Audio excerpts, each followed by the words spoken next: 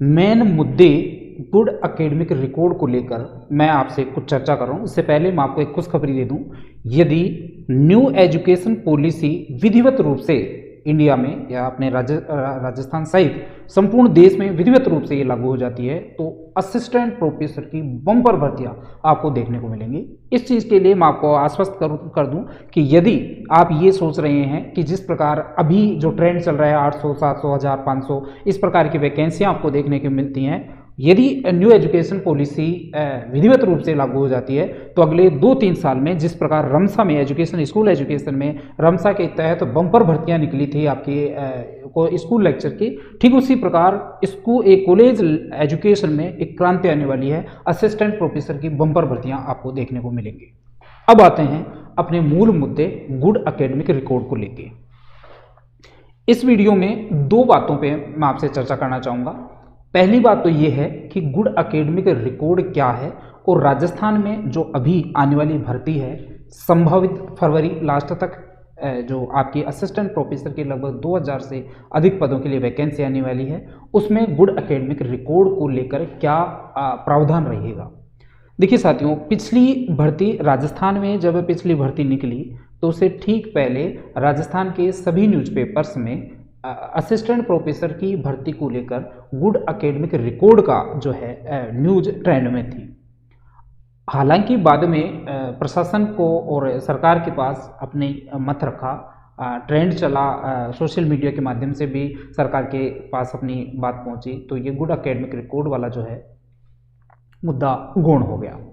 अभी मैं आपको ये बताना चाहता हूँ कि गुड एकेडमिक रिकॉर्ड को लेकर क्या प्रावधान है। अदर स्टेट्स जैसे अपने हरियाणा में अभी 1500 पदों के लिए विज्ञप्ति निकली हुई है, गुजरात में है, एमपी में है, डिब्रूगढ़ यूनिवर्सिटी में निकाली हुई है, पंजाब की जालंधर में इसकी निकली हुई है और असम में इसकी वैकेंसी निकली हुई है, राजस्थान में निकलने वाली है। तो कुछ राज्य ऐसे हैं जहाँ पर गुड एकेडमिक रिकॉर्ड जो है का प्रावधान किया हुआ है और कुछ में नेट प्लस जो है आपका 55% पोस्ट ग्रेजुएशन में है, तो आप इसके लिए योग्य हैं। तो बात करते हैं गुड एकेडमिक रिकॉर्ड के बारे में। तो साथियों देखिए, कुछ पॉइंट्स मैंने आपके लिए यहाँ पे लिख के रखे हैं ताकि किसी बिंदु पर कोई संदेह पैदा आपके दिमाग में नहीं हो। पहला पॉइंट तो गुड एकेडमिक रिकॉर्ड को लेकर यही है कि यदि आपके पहली बात तो ये पोस्ट ग्रेजुएशन में आपके 55% नंबर होने ही चाहिए, लेकिन 50 पोस्ट ग्रेजुएशन में 55% के अतिरिक्त जो तीनों लोअर एग्जाम है, अब लोअर एग्जाम कौन कौन सी हैं, 10th है, 12th है और ग्रेजुएशन है, इन तीनों लोअर एग्जाम का जो टोटल मार्क्स है उनका एवरेज अंक आपके पास 55% होने चाहिए। अर्थात तीनों एग्जाम 10वीं, 12वीं और ग्रेजुएशन, इन तीनों एग्जाम्स के कुल अंकों को जोड़ना है, उसमें 3 का भाग देना है। यदि 55% एवरेज अंक आ रहे हैं तो आप गुड एकेडमिक रिकॉर्ड के दायरे में आते हैं। पहला पॉइंट।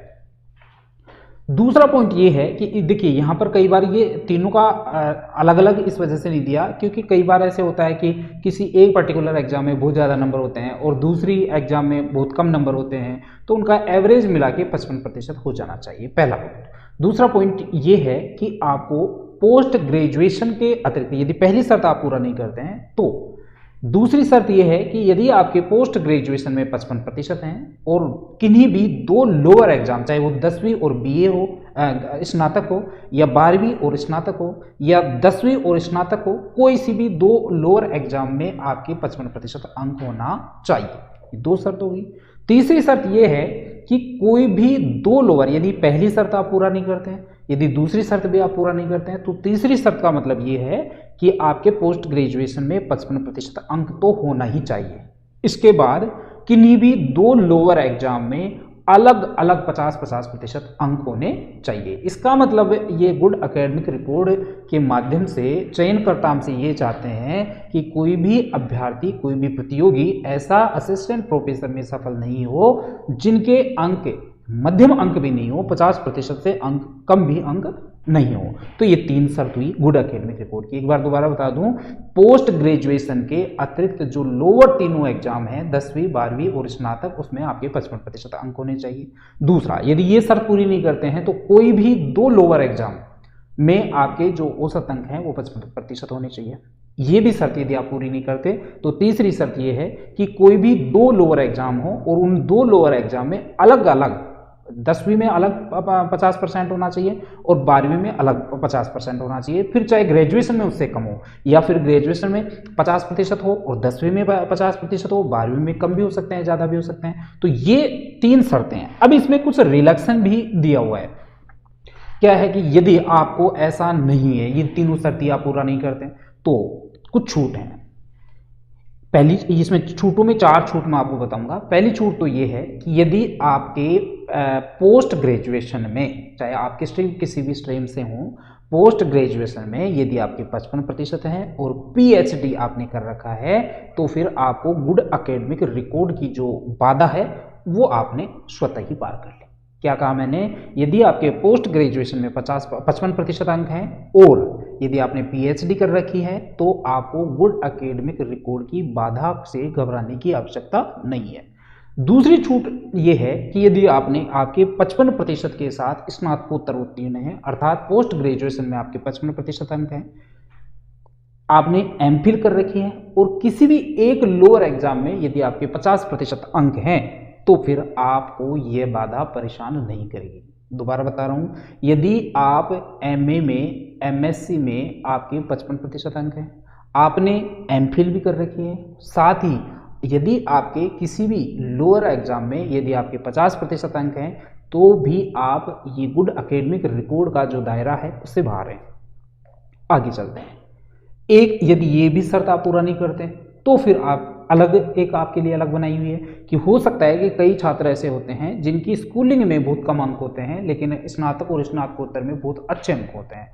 तो उनके लिए ये विधान है, यदि कोई भी अभ्यर्थी ऐसा है जिसका पोस्ट ग्रेजुएशन में 60% अंक है, पोस्ट ग्रेजुएशन में 60% अंक है और किसी भी तीनों में से किसी भी एक लोअर एग्जाम में यदि 50% अंक प्राप्त है, तो उसको भी ये बाधा बाधित नहीं करेगी।